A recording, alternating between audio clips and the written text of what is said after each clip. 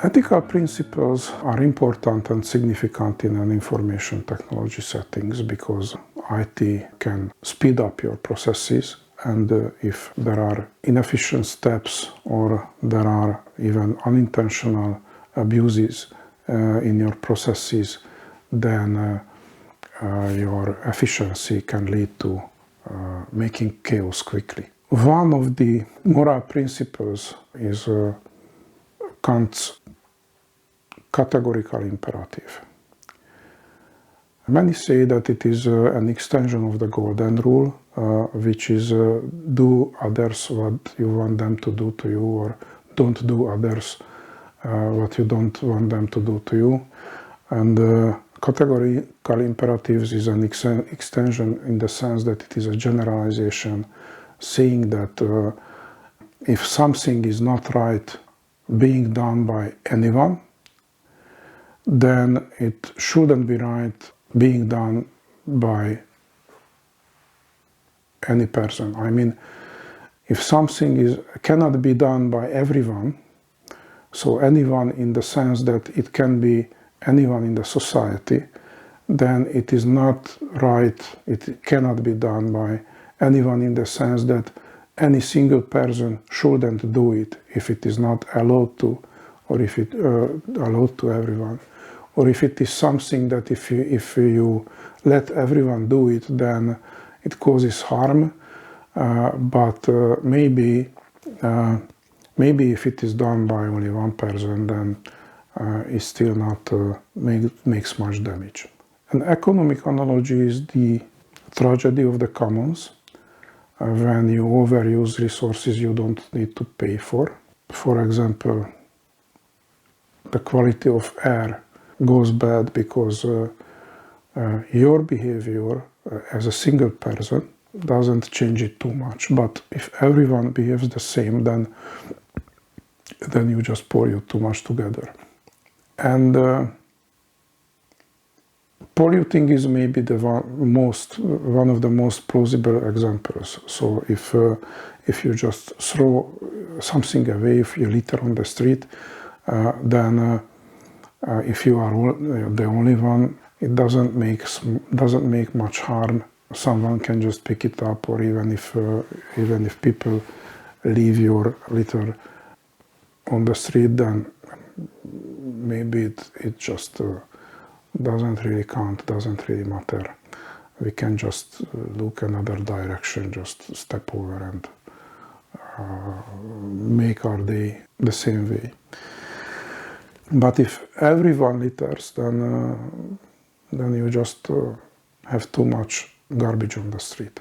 In an IT environment, it applies often to access rights or privileges in an IT systems when you make workarounds and solutions in a way that, okay, if I just design my system in a bad way, then I can make exceptions for certain people from the rules, or I can make exceptions for certain steps in the process and make them right that way. I mean, in some cases it can be a quick and dirty solution for the short run, but you should avoid doing this as a practice or as a policy measure. In business, that's the same thing. If something cannot be done by everyone, then you shouldn't make exceptions for certain people. If you have a business and some clients are privileged, then others will leave your client base if they figure out that they always pay for your making favors for others. I mean, there could be reasons, there could be rules to give discounts for someone, or to encourage certain groups to make business with you, or maybe you just target your services and products to certain groups and just want them to be aware of that, so you can provide discounts. But they should always be reasonable. so you don't discourage others to turn to you and make business with you on the basis of they're always paying for something enjoyed by others. In a policy setting, it is very important because if you play favorites in economic policy or any other fields of policy making, then you not only disadvantage some people in favor of others, but unjustly, but destroy the fundamentals of your society in the sense that if people think that policy and politics is often used against them and often used to abuse them and just favor your friends, then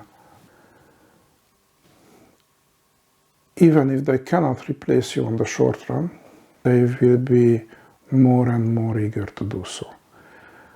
And even if they can't succeed, they can and they will use it as a moral ground to change their behavior. And if they can't use it against you, they will use it against each other. So if you destroy the moral foundation of an economy of a country, then you destroy trust among potential business partners. You make doing business harder in that economy and riskier, and partners who have a choice may just avoid doing business with you, and partners who don't have a choice just cannot work for their full potential. They are discouraged to work for their full potential. They are encouraged to hide facts from each other, facts that would help facilitate cooperation and ideas they could share to make new businesses. And you attract people with the same mindset. So if your policies are immoral, you will attract immoral investors in your country.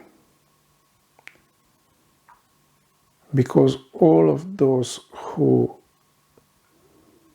want to play fair and they cannot, and have a choice and can go elsewhere, will go elsewhere. The people who are good at cheating on others, maybe better than yourself, will be attracted to your country because of your policies. They see that they can change the game for their favor if they seek for your attention and favors. And believe me, there are people and there are countries, there are players and actors who are much better in this game than yourself, or much more determined to use any tool and any means available to them. So, on the long run, in a dishonest game, you will be defeated sooner or later. Think about yourself if you have the inclinations to make these policy decisions as just for the sake of analogy and just for the sake of understanding, as a godfather in a mafia family. You can be the toughest guy on your market until you get old. But you will get old.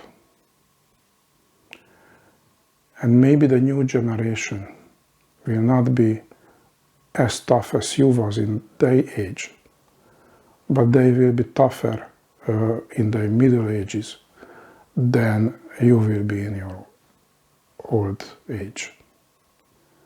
So it just doesn't worth it. For a country, it is similar. So if you have bad policies, then conditions in your country just deteriorates. You become weak. It is like getting older.